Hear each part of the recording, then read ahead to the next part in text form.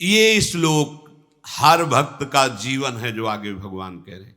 अगर ये नहीं तो अभी भक्ति रंग नहीं लाई। भगवान बहुत इसमें एकदम बेपरवाह कर देने वाली बात है। श्री भगवान कह रहे अनन्यास चिंतयन्तो मां ये जना पर्युपासते तेषां नित्याभियुक्तानां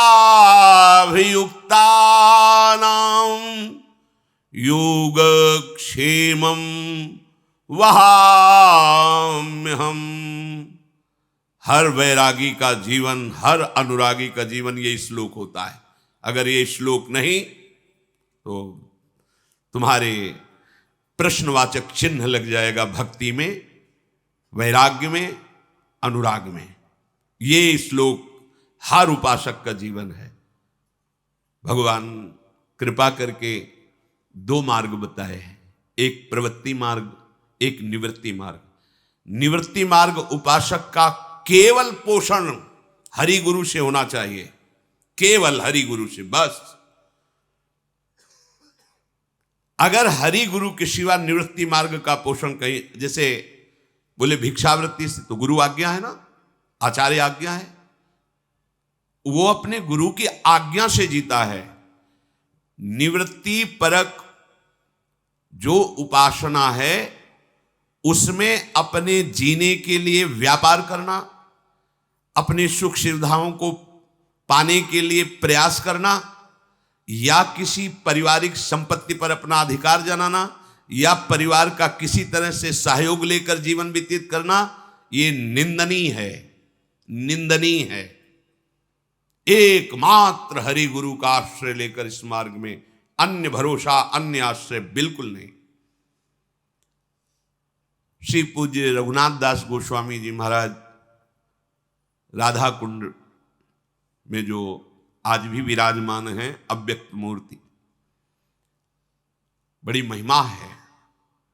जब घर से भागे प्रेमावतार महाप्रभु चैतन्य देव के दर्शन के लिए नीलांचल जगन्नाथपुरी में गए, पिता ऐश्वर्य संपन्न थे। जब सुना कि विरक्त भाव से वहां महाप्रभु के चरणों का आश्रय लेकर रह रहे हैं, तो अपने यहां से कई सेवक, रसोइया, धन, भोग सामग्री सब, मेरा लाडला पुत्र भजन करेगा, अब वो वापस तो आएगा नहीं, हर महीने करोड़ों की संपत्ति भेजेंगे, उसको पवाओ और संतों को पवाओ, वो जैसी आज्ञा करे वैसी उसकी सेवा करो, मेरा पुत्र है, सब सुविधाएं भेज दी। 2-4 दिन तो भोग बना, महाप्रभु भी पाए, अन्य जन पाए। वैराग्य प्रवृत्ति असहनशील हो गई। नहीं, मैं पिता के द्वारा दिए हुए इस सुविधा को स्वीकार नहीं करूंगा। महाप्रभु ने कुछ नहीं कहा, ये प्रवृत्ति है, वैराग्य की प्रवृत्ति है। तत्काल रसोइया जितनी भी सुविधाएं उनका तुरंत वापस चले जाइए, और आज के बाद कभी वहां से कोई सुविधा मत लाना। और वो महापुरुष जगन्नाथ जी के दरबार में खड़े होकर सिंहपौर पर जैसे सब भिक्षुक ऐसे खड़े हो जाते, जो मिलता उससे उधर। सामर्थ्य कितनी, राजा महाराजाओं जैसा ऐश्वर्य है, भेजा पिता ने, नहीं स्वीकार किया। अगर हम निवृत्ति मार्ग के उपासक हैं और कहीं कोई व्यापार, कहीं कोई कुछ, किसी भी तरह का हम प्रयास करते हैं अपने जीने का, वो कलंक है, वो निंदनीय। आप निवृत्ति मार्ग नहीं है, आप नाटक कर रहे हैं निवृत्ति मार्ग का, लेकिन आप निवृत्ति मार्ग में ये श्लोक जीवन का थर्मामीटर है।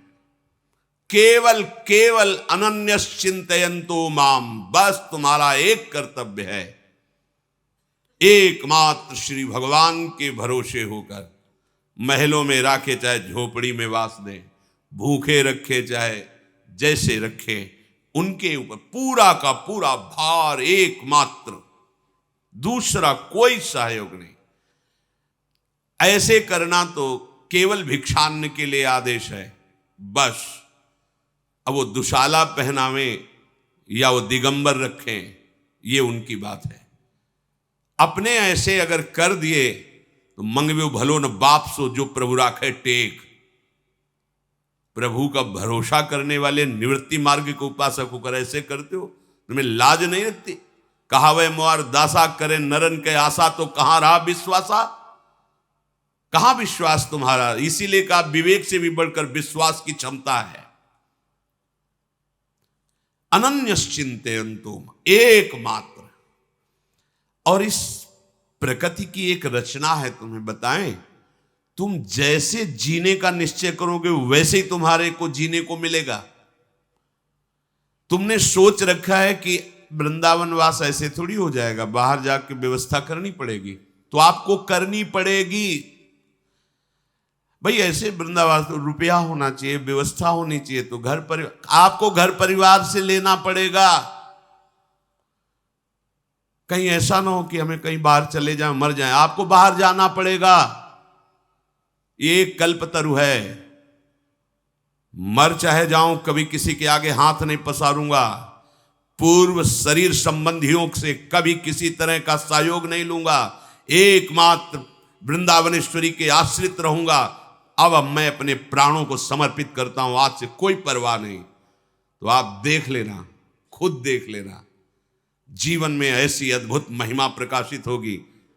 बस हम लोग धोखे में फंस जाते हैं। कुछ तो करना पड़ेगा ना। करो, भगवान कह तो रहे, करो। अनन्यश्चिंतयन्तो माम, ये करो, और कोई चिंतन नहीं, केवल अपने आराध्य देव का। आगे वचन दे रहे हैं, भगवान कभी स्वप्न में भी असत्य नहीं बोले। भगवान सत्य स्वरूप हैं। अगर सत्य जीवन में उतारना है तो भगवत वाक्यों को मान करके बेपरवाह होना सीखो। कह रहे हैं योगक्षेमम वहाम्यहम, योग क्षेम का मैं वहन करूंगा। तुम्हारा एक कर्तव्य है, ये जना पर्युपासते, केवल तुम मेरी उपासना में जो लगे हुए हो, उपासना का स्वरूप है मेरा अनन्य चिंतन, अन्य नहीं, अनन्य चिंतन। क्या अनन्य चिंतन करना है? जो गुरु ने तुम्हें दिया है। पक्की बात समझना। कबीर साहब जी बड़े महापुरुष हैं।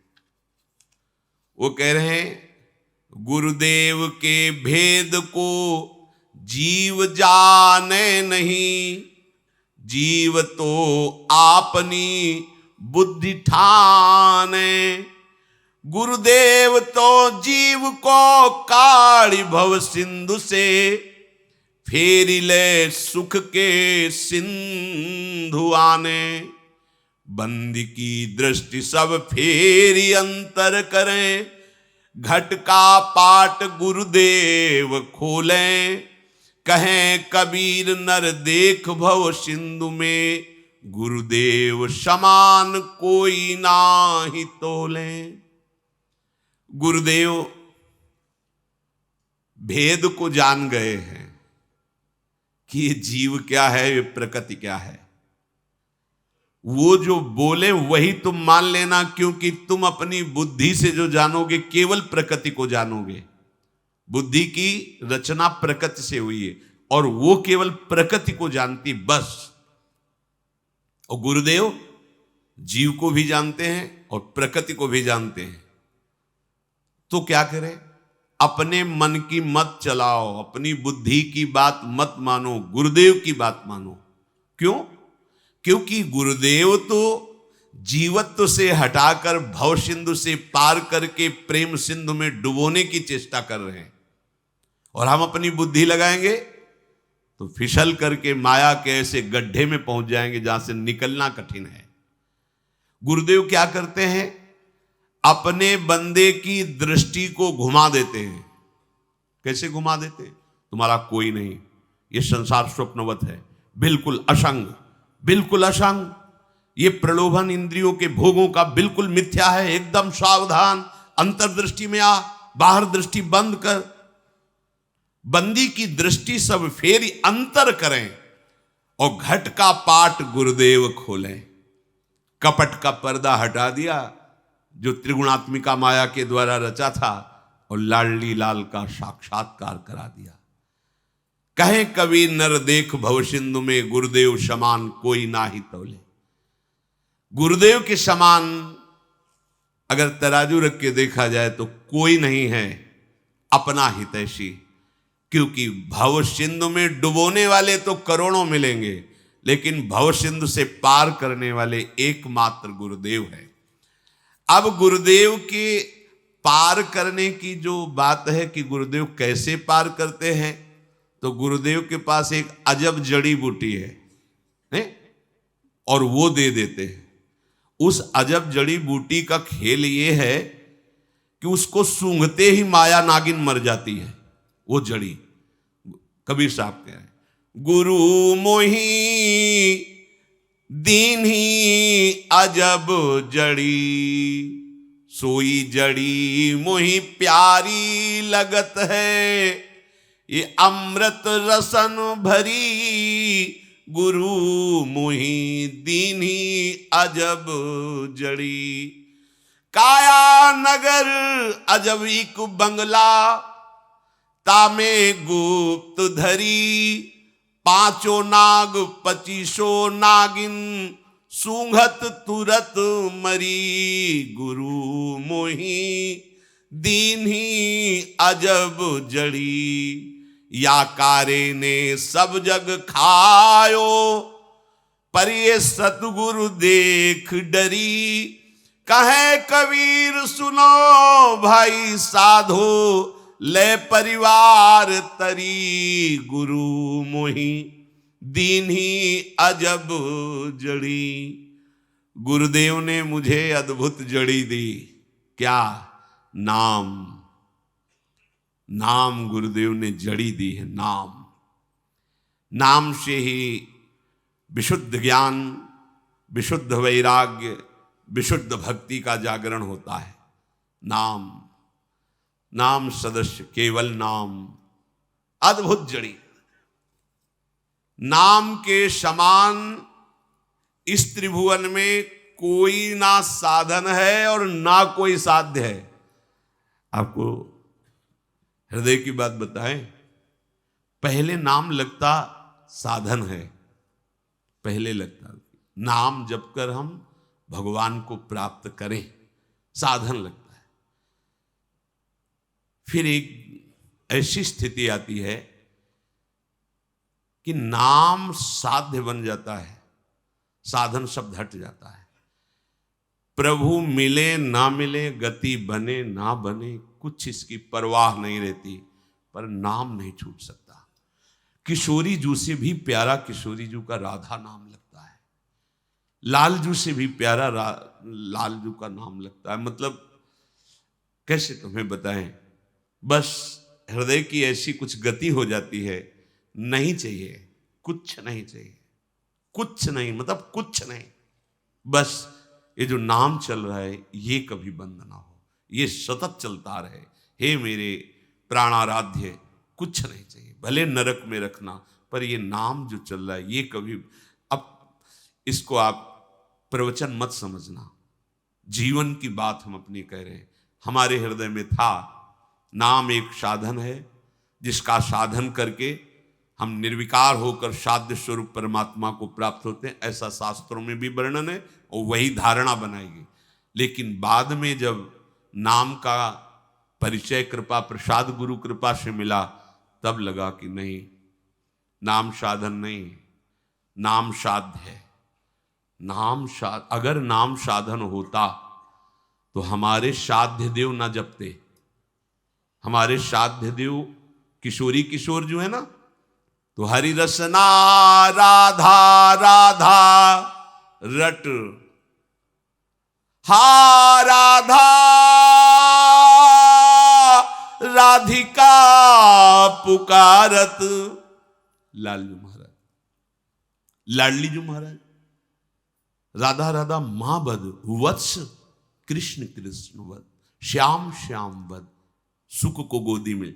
राधा राधा मत बोल, कृष्ण कृष्ण बोल, श्याम श्याम बोल, और स्वयं मधुमती नाम की वीणा लेकर श्री लालजू महाराज के नाम का गुणगान करती हैं।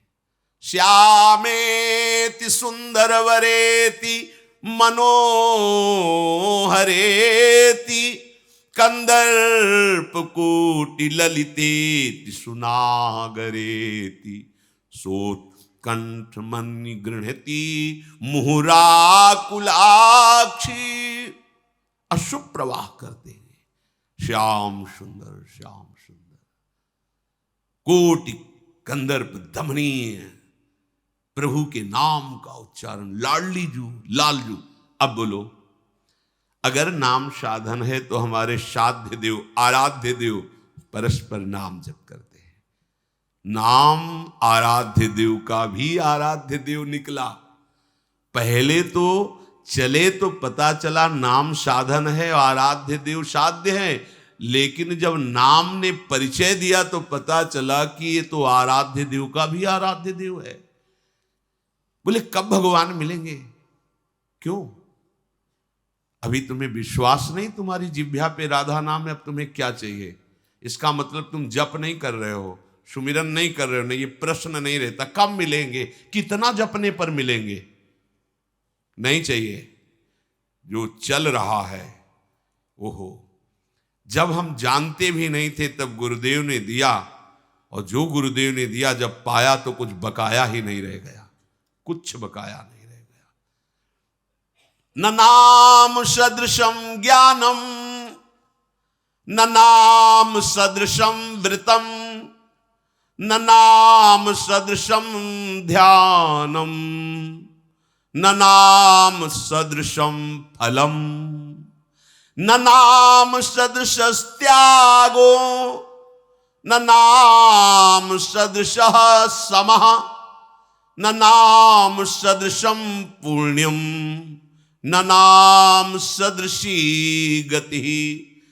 नामैव परमा मुक्तिर नामैव परमा गति नामैव परमा शांतिर नामैव परमः स्थितिः नामैव परमा भक्तिर नामैव परमा मतिः नामैव परमा प्रीतिर नामैव परमा स्मृतिः नामैव कारणं जन्तुर नामैव प्रभुरेव च नामैव परमाराध्यो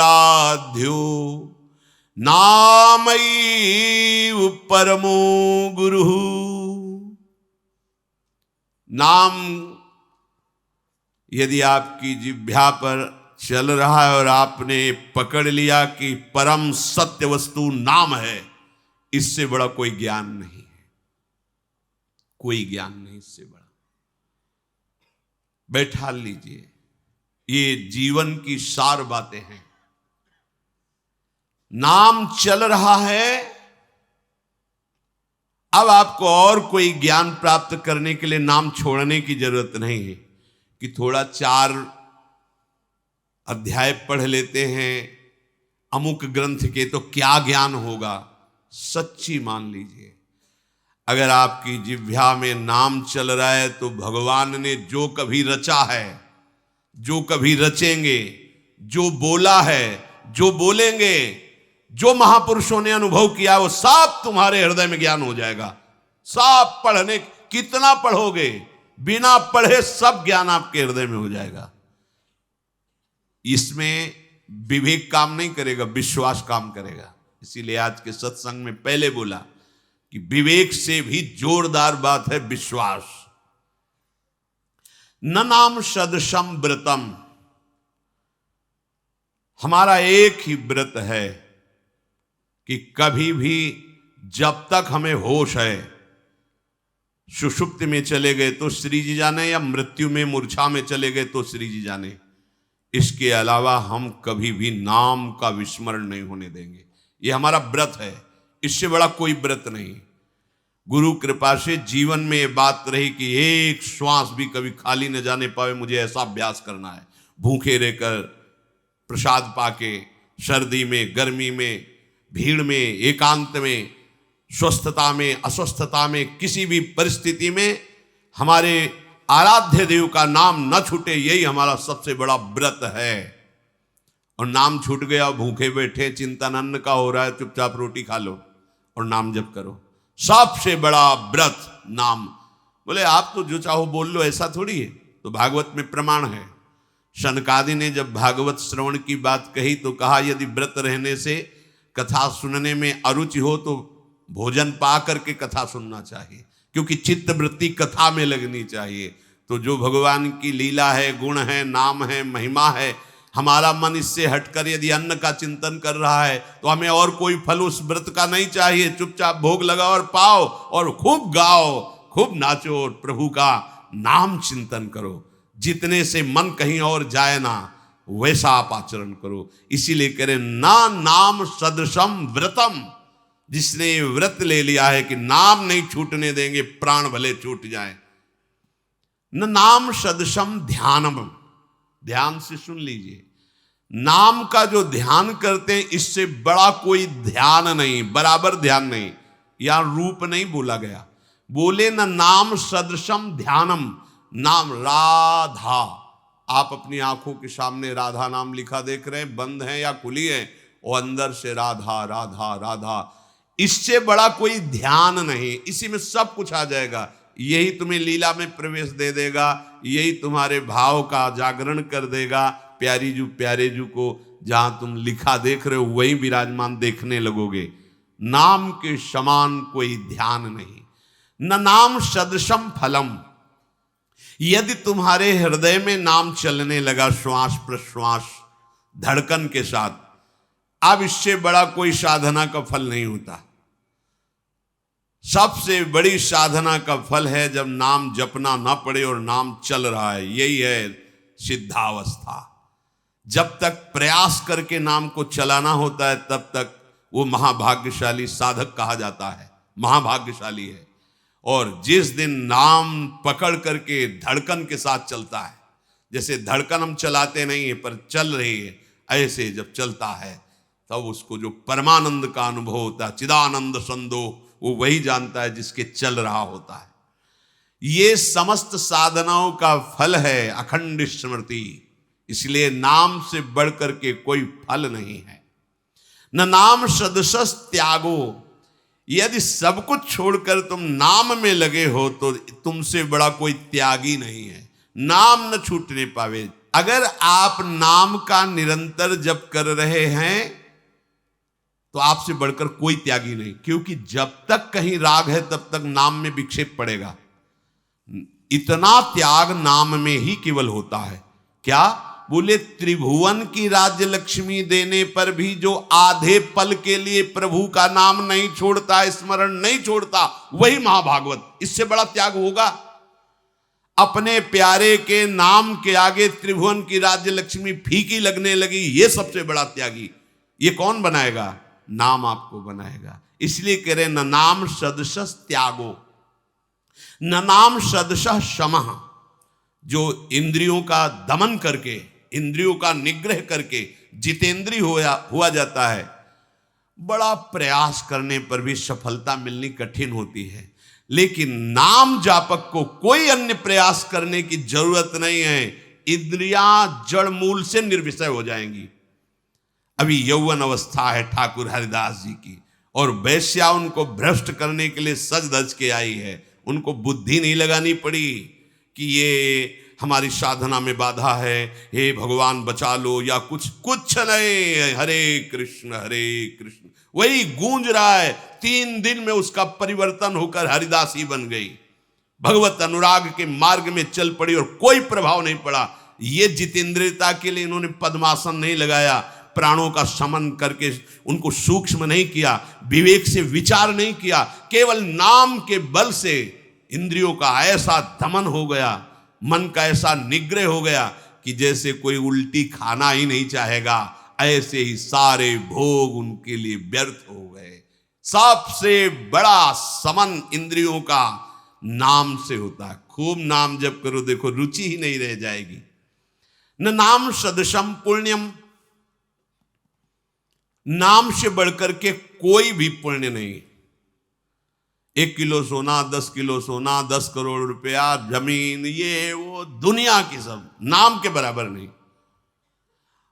आप कह रहे हो, समय बोलते चले जा रहे हो, कैसे कह रहे हो कि हमने सुना है स्वर्ण का दान, अमुक दान, कन्या दान, अन्न दान, ये दान वो दान। आप कह रहे हो कोई नहीं, तो प्रमाण से बात पुष्ट होती है। एक बार श्री सत्यभामा जी ने नारद जी के चरण पकड़े और कहा, प्रभु मेरे मन में एक बात है, पूछूं आपसे? उनका अवश्य पूछिए। बोले, जो बहुत प्राणों से भी अधिक प्रिय हो वो केवल हम ही को मिले, ऐसा कैसे हो सकता है? तो उनका शास्त्र प्रमाण है, जो प्रिय वस्तु हो उसे दान कर दो तो कई गुना बढ़ करके मिलती है। उन्होंने वस्तु शब्द बोला था। जो बहुत प्राणों से प्रिय हो और वो सदैव मेरे पास रहे वस्तु, तो उनका हमने शास्त्रों में, रचनाकारों में, महापुरुषों में ये बात देखी है कि वो कहते हैं कि यदि जो प्रिय वस्तु है उसका दान कर दिया जाए तो कई गुना बढ़कर मिलता है।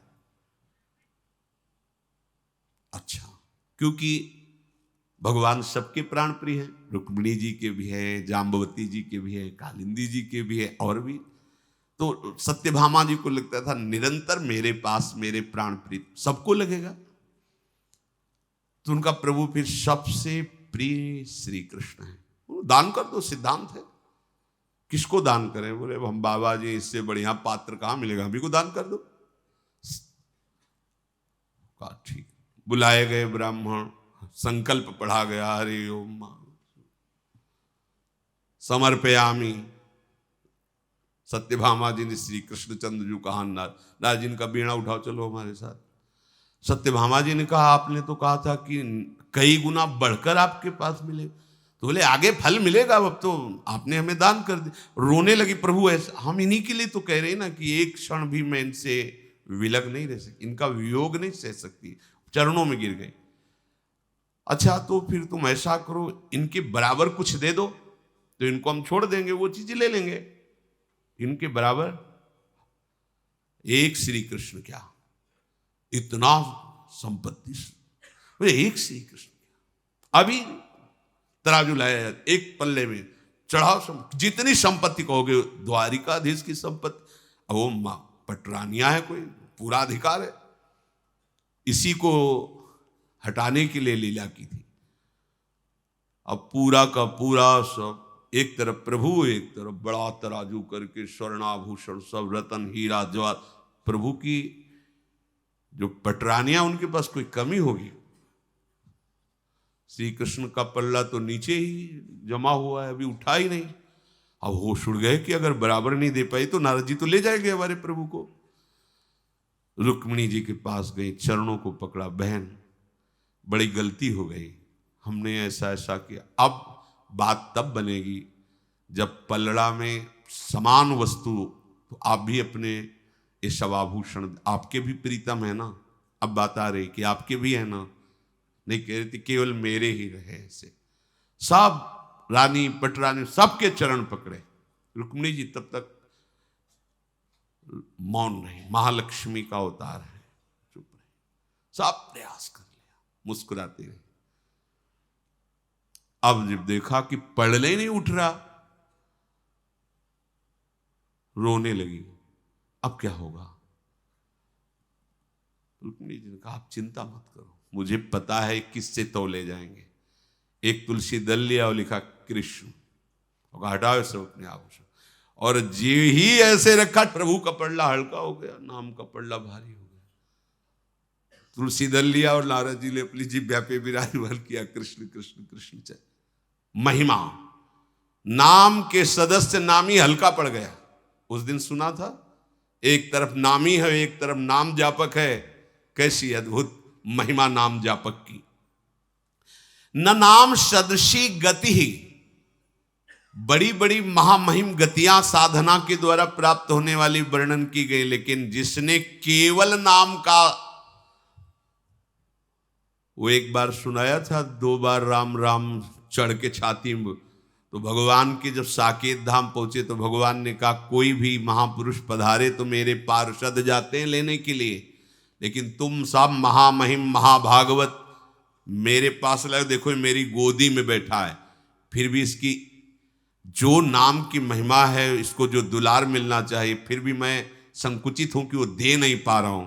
गोदी पे बैठाल के, नाम के समान कोई गति नहीं है। किसी तपस्वी के पैर दाबते हुए भगवान आज तक नहीं इतिहास में पाए गए। किसी तपस्वी के, किसी जितेंद्री के, नाम जापक संतों की सेवकाई करते हुए भगवान को पाया गया। इसलिए नाम से बड़ी कोई गति नहीं है। अगर आपको ये विश्वास हो जाए तो जब राधा राधा चल रहा है तो हमें क्या चाहिए? परम ज्ञान, परम व्रत, परम पुण्य, परम त्याग, परम फल मुझे प्राप्त है अभी, राधा राधा राधा। अब हमें कोई गति मति पुण्य फल ज्ञान ध्यान नहीं चाहिए। इसी का ध्यान, इसी का श्रवण, इसी का ज्ञान की सबसे सर्वोपरि वस्तु मुझे मिल गई, जो हरि भी जपते हैं।